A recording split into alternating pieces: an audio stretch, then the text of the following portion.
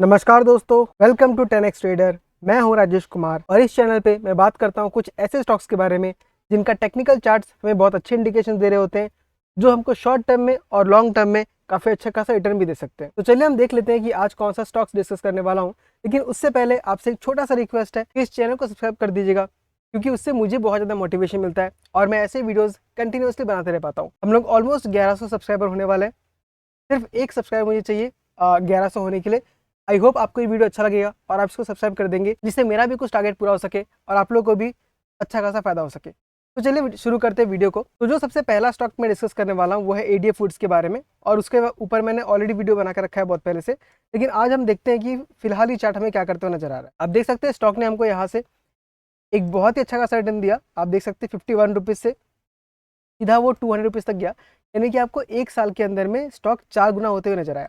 अब इतना भयानक मूव आने के बाद किसी भी स्टॉक में थोड़ा बहुत कंसोलिडेशन होता ही है, किसी की स्टॉक में लंबा भी होता है। तो देख सकते हैं उसके बाद स्टॉक ने आपका 2021 से लेके यानी 2023 तक एक साल का उसने पूरा का पूरा कंसोलिडेशन लिया। उसके बाद हमको चार्ट ने ब्रेकआउट दिखाया, तो वहाँ पे हमको एक कप पैटर्न बनते हुए नजर आया और स्टॉक ब्रेकआउट देने के बाद ऊपर गया, लेकिन फिर से हमको नीचे कप पैटर्न बनते हुए नजर आ रहा है। आप देख सकते हैं 2023 सितंबर से जुलाई 2024 तक 8-9 महीना हो गया, वहाँ फिर से स्टॉक ने एक कप पैटर्न बनाया और फिलहाल हमको एक हैंडल बनता हुआ नजर आ रहा है। ये हम लोग का कप बना हुआ है और हैंडल हम लोग का ऐसा बन सकता है। तो आपको ध्यान यहाँ पे रखना है कि जो हैंडल है वो कप के बहुत ज़्यादा नीचे नहीं होना चाहिए। तो अगर ये कप एंड हैंडल पैटर्न को कंप्लीट करने के बाद अगर हमको ब्रेकआउट देता है, ध्यान रखिएगा, अगर आप पहले से इन्वेस्टेड है तो आपको यहाँ पे इन्वेस्टेड रह सकते हैं, क्योंकि टारगेट बहुत ऊपर तक का है। लेकिन अगर आप फ्रेश एंट्री का प्लान कर रहे हैं और आप स्विंग ट्रेडिंग के लिए सोच रहे हैं, यानी शॉर्ट टर्म के लिए कर रहे हैं, तो फिलहाल इसमें एंट्री लेना सही नहीं बनता है। हमको एंट्री लेना है इस पॉइंट के बाद 258 के ऊपर हमको एंट्री लेना है, और वहां से अगर हम टारगेट देखेंगे तो हमारा टारगेट निकल के आएगा। आप देख सकते हैं टारगेट निकल के आ रहा है 338 का। हम राउंड ऑफ करने के लिए 340 का मान सकते हैं, और स्टॉक अगर मान लीजिए वहां से ब्रेकआउट देने के बाद अगर वापस से 340 तक पहुंचता है तो हमको लगभग 30% का रिटर्न मिल सकता है, जो कि काफ़ी अच्छा रिटर्न होगा। अगर मैं अपने बारे में बात करूं तो मैं एडीए फूड में इन्वेस्टेड हूं। अब देख सकते हैं यहाँ पास 113 क्वांटिटी है, जिसका एवरेज कॉस्ट 205 का है, और फिलहाल मुझे 15% का वहाँ पे प्रॉफिट हो रहा है। तो मैं इसको 340 के डायरेक्टली होल्ड करने वाला हूँ। लेकिन दोस्तों ध्यान रखिएगा, ये वीडियोस में जो स्टॉक्स का नाम लेता हूँ वो कोई रिकमेंडेशन नहीं है, वो बस एजुकेशन के लिए है, जिससे आपको किसी नए नए स्टॉक्स के बारे में आइडियाज मिल सके। इन स्टॉक्स में इन्वेस्ट करना है कि नहीं करना है, ये टोटली डिसीजन आपका अपना खुद का होना चाहिए। मैं रिकमेंडेशन नहीं दे सकता। हालांकि मेरे पास एनआईएसएम का सर्टिफिकेट है, पर मैं सेबी रजिस्टर्ड नहीं हूँ, मैं रिकमेंडेशन नहीं दे सकता और मैं देना भी नहीं चाहता हूँ। मैं सिर्फ अपना एनालिसिस पेश करूंगा। उस एनालिसिस के बेसिस पे आपको ट्रेड लेना है कि नहीं लेना है वो टोटली आपका डिसीजन होगा। अगर आपको प्रॉफिट होता है तो उसका रिस्पॉन्सिबल आप होंगे, अगर लॉस होता है तो भी उसका रिस्पॉन्सिबल आप ही होंगे। मैं कुछ रिस्पॉन्सिबिलिटी नहीं लूंगा। यहाँ मैं सिर्फ अपना ओपिनियन शेयर कर रहा हूँ और एक टाइप से मैं जर्नलिंग भी कर रहा हूँ, जिससे मुझे आइडिया हो सके कि मैं जब स्टॉक को खरीद रहा था तो उसका ऊपर क्या एनालिसिस था। तो ये स्टॉक का नाम था एडीए फूड्स। अब दूसरे स्टॉक की तरफ बढ़ते हैं, जो कि हम रिटेलर्स का बहुत ही फेवरेट स्टॉक है और बहुत ही परेशान भी करके रखा है। इस बैंक का नाम है आईडीएफसी फर्स्ट बैंक। अब आईडीएफसी फर्स्ट बैंक को जिन लोगों ने लो प्राइस पे लेके रखे हुए हैं उनको तो काफ़ी अच्छा खासा रिटर्न मिल रहा है। जैसे मेरा जो बाइंग प्राइस है 40 के आसपास का है। तो आप देख सकते हैं अगर मैं 40 से यहाँ पे देखूँ तो आज ही मुझे लगभग 87% का रिटर्न मिल रहा है, और जब इसने 100 को टच किया था तब मुझे करीब 145% का रिटर्न वहाँ पे नजर आ रहा था। आईडीएफसी फर्स्ट बैंक में आई होल्ड 3300 शेयर्स और जो एवरेज प्राइस है 40.38 का है। आप देख सकते हैं 86% का मुझे प्रॉफिट हो रहा है। अभी स्टॉक तो बहुत ही बढ़िया दोस्तों, इसका बिजनेस मॉडल ही बहुत अच्छा है। अगर आप कॉन्स्टेंटली को ट्रैक करते हैं, क्वार्टरली रिजल्ट्स को देखते हैं, बी वैद्यनाथन की इंटरव्यू देखते हैं, तो आपको समझ में आएगा कि बैंक बहुत ही बढ़िया है। लेकिन बैंक जो है स्टॉक्स में बहुत अच्छा हमको ग्रो नहीं कर पा रहा है। उसका सबसे बड़ा रीज़न ये है कि स्टॉक का जो इक्विटी बेस है बहुत ही बड़ा है। यानी आपके जैसे मेरे जैसे जो इन्वेस्टर्स है वो बहुत ज़्यादा अमाउंट में है, जिसकी वजह से स्टॉक का जो अर्निंग पर शेयर है वो बढ़ नहीं पाता है। और आपको पता है कि जब तक स्टॉक का अर्निंग पर शेयर नहीं बढ़ेगा, स्टॉक हमको लंबे समय में बहुत अच्छा खासा मूव नहीं दे सकता। तो अब क्या कर सकते हैं स्टॉक में? सिंपल सी बात है, स्टॉक बहुत ही अच्छा है और परफॉर्मेंस देगा, लेकिन आपका बहुत ही पेशेंस टेस्ट कर। आप देख सकते हैं यहाँ पे जिसने पेशेंटली होल्ड किया, मेरे पास 2018 से धीरे धीरे मैंने एक्यूमुलेट करना स्टार्ट किया था और मैंने 40 पे स्टार्ट किया था खरीदने के लिए शायद। तो जब मैंने 40 पे खरीदा तो कोविड की वजह से बहुत नीचे आया, फिर ऊपर ये 69 तक गया था, फिर वहाँ से नीचे आके ये आपको 29 तक नीचे आया, उसके बाद फिर जाके 100 पे गया और फिर नीचे आया।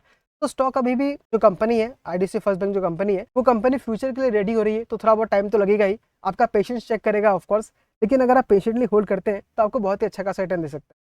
लेकिन वहीं पे बहुत लोग ये भी बोलते हैं कि इस स्टॉक में फंसे रहने के बजाय हम अगर किसी दूसरे स्टॉक में इन्वेस्ट कर देते हैं तो वो हमको काफ़ी अच्छा खासा रिटर्न दे रहा है। तो मैं उनके साथ भी एग्री करता हूँ, इसमें कोई बुरी बात नहीं है। स्टॉक मार्केट में इन्वेस्ट करने का बहुत अलग अलग तरीका होता है, आप उनमें से कोई भी फॉलो कर सकते हैं। अगर आपको लगता है कि स्टॉक पे बहुत ज़्यादा पेशेंस नहीं है, मैं होल्ड नहीं कर सकता, तो आप इस स्टॉक से निकल के दूसरे स्टॉक में पैसा लगा सकते हैं।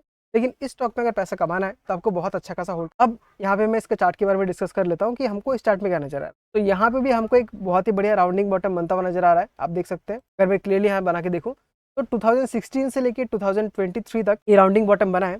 उसके बाद हमको ब्रेकआउट मिला है, आप देख सकते हैं यहाँ पे आपको ब्रेकआउट मिला है। और ब्रेकआउट मिलने के बाद आपको सिर्फ 20% का रिटर्न मिला है, उसका स्टॉक नीचे आ गया है।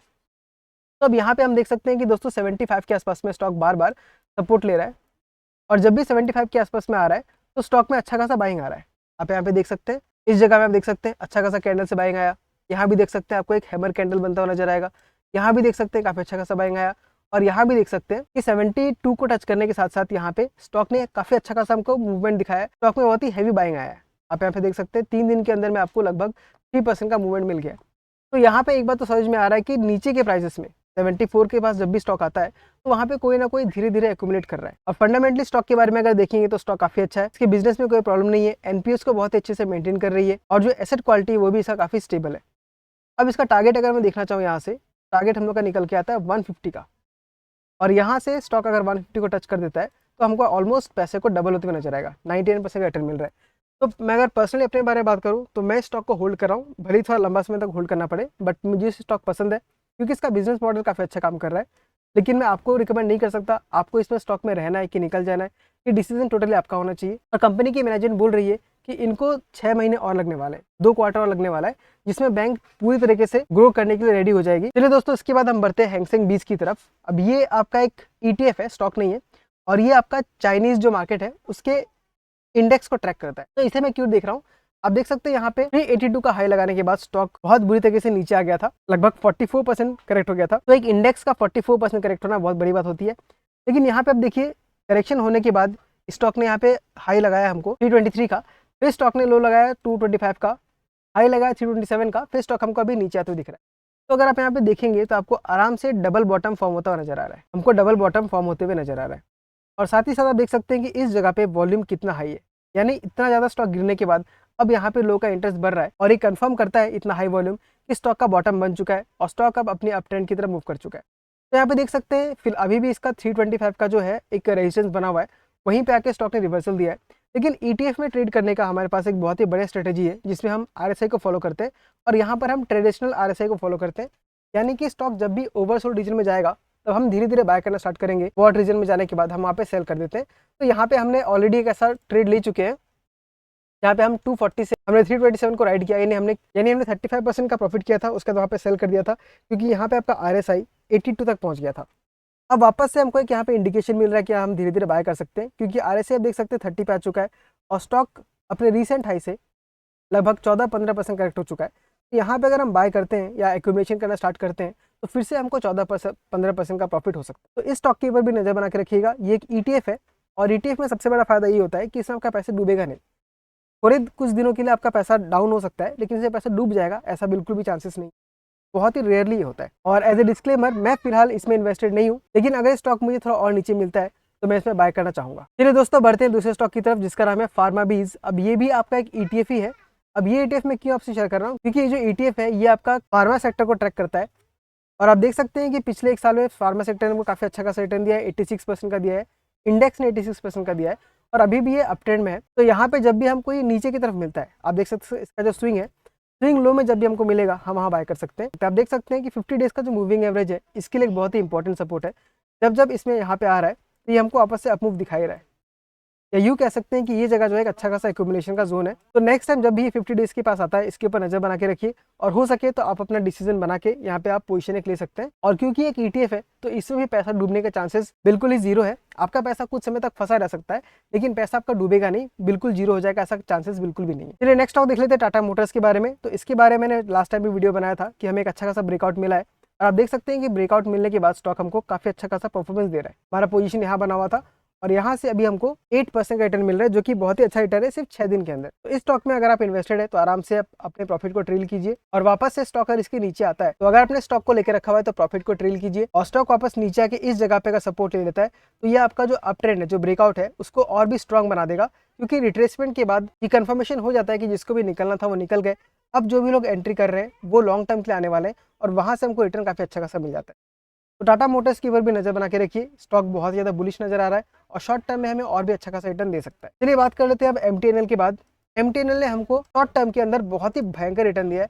आप देख सकते हैं 17 डेज के अंदर स्टॉक जो है 134% का रिटर्न दे रहा है, यानी डबल से भी ज़्यादा हो गया। लेकिन पिछले कुछ दिनों में आप देख सकते हैं आपको यहाँ पे एक बहुत ही बड़ा रेड कैंडल बनता हुआ नजर आया और स्टॉक आपका लगभग 5% डाउन हो गया था और लास्ट में वहाँ पे लोअर सर्किट लग गया था और आज के दिन में भी इसके ऊपर लोअर सर्किट लगा हुआ है। तो स्टॉक में जनरली ऐसा होता ही है कि अगर बहुत शॉर्ट टर्म के अंदर स्टॉक बहुत ऊपर बढ़ जाए तो नीचे भी आता है उसी तरीके से। तो अगर यहाँ पे आपको निकलने का मौका मिलता है तो आप यहाँ पे प्रॉफिट बुकिंग कर सकते हैं और वेट कर सकते हैं आपस से स्टॉक को नीचे आने का। फिर हम वहाँ पे चार्ट देख के डिसाइड करेंगे कि उसमें हमको ट्रेड लेना है कि नहीं लेना है। फिलहाल तो आपको बस अगर मौका मिलता है निकलने का तो प्रॉफिट बुक कर लेना चाहिए, क्योंकि शॉर्ट टर्म के अंदर बहुत ही भयंकर प्रॉफिट दे दिया है इसमें। और प्रॉफिट बुक करना सबसे बेस्ट स्ट्रेटेजी होता है। भले आपका प्रॉफिट कम हो लेकिन प्रॉफिट तो हो रहा है कम से कम। कई बार ऐसा क्या होता है कि हम किसी स्टॉक को और ज़्यादा प्रॉफिट मिलने के लालच में नहीं बेचते हैं और स्टॉक वापस से उसी जगह पे आता है, तो हमारा पूरा का पूरा प्रॉफिट गुल हो जाता है।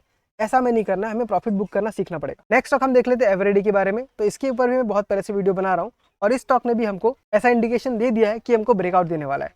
आप देख सकते हैं मैं लास्ट वीडियो में बताया था कि इस स्टॉक को अगर हमको पोजीशन लेना है तो हमें ये ब्रेकआउट मिलने के बाद ही लेना है, जो कि 461 का है। तो यहाँ पे मैं बोल रहा हूँ कि बहुत ज़्यादा चांसेस है ब्रेकआउट होने का, इसलिए इसके ऊपर नजर बना के रखिएगा। आप देख सकते हैं इस कैंडल में हमको एक बहुत ही बड़े वॉल्यूम के साथ, हाई वॉल्यूम के साथ हमको स्टॉक ऊपर जाते हुए नजर आ रहा है और आप देख सकते हैं ये 460 को टच करके नीचे भी आया है, यानी पिछले रेजिस्टेंस को इसने रेस्पेक्ट किया है। और अब मुझे लगता है कि नेक्स्ट टाइम अगर ब्रेकआउट मिलेगा तो स्टॉक बहुत ही ज़्यादा ऊपर जा सकता है। तो एवरेडी के ऊपर मैंने भी नजर बना के रखा हुआ है। फिलहाल मैं इसमें इन्वेस्टेड नहीं हूँ, लेकिन अगर ब्रेकआउट मिलता है तो मैं जरूर इसमें इन्वेस्ट करूंगा। तो एवरेडी के ऊपर भी ध्यान बना के रखिएगा दोस्तों। ये स्टॉक है हम लोग का SW सोलार का और आप देख सकते हैं इसने जो हाई लगाया था 758 का, वो 2019 में लगाया था और अब 5 साल बाद 2024 में इसने उस हाई को ब्रेक किया, लेकिन ब्रेकआउट सक्सेसफुल नहीं हो पाया, वापस नीचे आ चुका है। तो जहाँ तक मुझे लगता है कि स्टॉक जो है एक कप एंड हैंडल बनाने की कोशिश कर रहा है, क्योंकि जो पुराने इन्वेस्टर्स थे वो यहाँ पे निकल चुके हैं अपने प्राइस मिलने के बाद और यहाँ पे हमें वेट करना है नए इन्वेस्टर्स का। तो यहाँ पे वापस से अगर हमको ब्रेकआउट मिलता है तब हमको यहाँ पे एक अच्छा खासा पोजीशन लेना है और पोजीशन लेने के बाद हम लोग का जो टारगेट होगा वो बहुत ऊपर का होने वाला है। आप देख सकते हैं हम लोग का टारगेट जो है लगभग 1300 का है। यहाँ से अगर मैं परसेंटेज में देखूँ तो यहाँ से हमको लगभग 82% मिल सकता है, जो कि बहुत ही बड़े रिटर्न होगा। तो इस स्टॉक के ऊपर भी ध्यान बना के रखिएगा। इसमें फिलहाल हमको ट्रेड नहीं लेना है, हमको यहाँ पे वेट करना है ब्रेकआउट लेने का। किसी भी ट्रेड में हड़बड़ी नहीं करना है, आपको स्टॉक मौका देगा ही देगा। वॉच करते रहिए, अपने वॉच लिस्ट में डाल दीजिए, जब ब्रेकआउट मिलता है तो वहाँ पे हम पोजीशन एक लेंगे। ठीक है दोस्तों, बढ़ते हैं अपने लास्ट स्टॉक की तरफ जिसका नाम है कैस्ट्रॉल इंडिया। अब कैस्ट्रॉल ने भी आपको ब्रेकआउट देते हुए नजर आया। अब इसके चार्ट को देखने के लिए मैं इसको वीकली पे कर देता हूँ, क्योंकि डेली में चार्ट कवर नहीं हो रहा। आप देख सकते हैं यहाँ पे 268 का वो बना था 2014 में और आज हमको चल रहा है 2024, यानी पूरे 10 साल के बाद स्टॉक ने अपने इस रेजिस्टेंस को ब्रेकआउट दिया है। आप देख सकते हैं हमको यहाँ पे ब्रेकआउट मिल चुका है और ब्रेकआउट का जो कैंडल है वो भी काफ़ी अच्छा खासा बना हुआ है और साथ ही साथ यहाँ का वॉल्यूम भी देख सकते हैं कि बहुत हाई है। 1 वीक के अंदर कैस्ट्रॉल ने आपको लगभग 26% का रिटर्न दिया था। इतने हाई वॉल्यूम के साथ ही जा रहा है। तो फिलहाल ब्रेकआउट करने के बाद हमको स्टॉक हल्का सा रिट्रेसमेंट लेते हुए नजर आ रहा है। तो एक बहुत ही क्रूशियल स्टॉक बन जाता है एक अच्छे खासे ट्रेड के लिए। तो इसके ऊपर भी नजर बना के रखिएगा। मैं फिलहाल इसमें इन्वेस्टेड नहीं हूँ, लेकिन अगर मैं इसका टारगेट निकालने का ट्राई करूँ तो इसका जो टारगेट निकल के आता है 473 का है और यहाँ से अगर हम परसेंटेज में देखेंगे तो हमें 67% का प्रॉफिट हो सकता है, जो कि अगेन एक अच्छा खासा रिटर्न हो सकता है। तो इस स्टॉक के ऊपर भी नजर बना के रखिएगा। एज अ डिस्क्लेमर, इनमें से कुछ स्टॉक्स में मैं इन्वेस्टेड हूँ और कुछ में नहीं हूँ, लेकिन ये स्टॉक्स में जो डिस्कस किया है वो मैं बार बार बता देना चाहता हूँ कि वो कोई रिकमेंडेशन नहीं है, बस एजुकेशन पर्पज़ के लिए है। और एक छोटी सी कोशिश ये भी है कि आपको इस तरीके से चार्ट्स को कैसे देखना है, कैसे एनालिसिस करना है, आपको उससे भी कुछ सीखने को मिल सकता है। बस यही एम के साथ मैं वीडियो अपलोड करता हूँ। अगर आपको वीडियो अच्छा लगा दोस्तों तो इस वीडियो को लाइक कर दीजिए और हो सके तो चैनल को सब्सक्राइब भी कर दीजिए, क्योंकि आपको तो बस 1 सेकंड लगेगा, लेकिन उससे मुझे बहुत ज़्यादा मोटिवेशन। और अगर आपने मेरे पिछले वीडियोस को जाके चेकआउट नहीं किया है तो आप उनको भी देख सकते हैं। उनमें से बहुत सारे ट्रेड्स अभी भी ऑन है और कुछ स्टॉक्स ऐसे भी हैं जिनमें हम अभी भी ट्रेड ले सकते हैं। तो जरूर जाके इसे चेकआउट कीजिए। मैं मिलता हूँ आपसे अगले वीडियो में किसी अगले स्टॉक के साथ। तब तक के लिए ta-ta, bye bye, take care.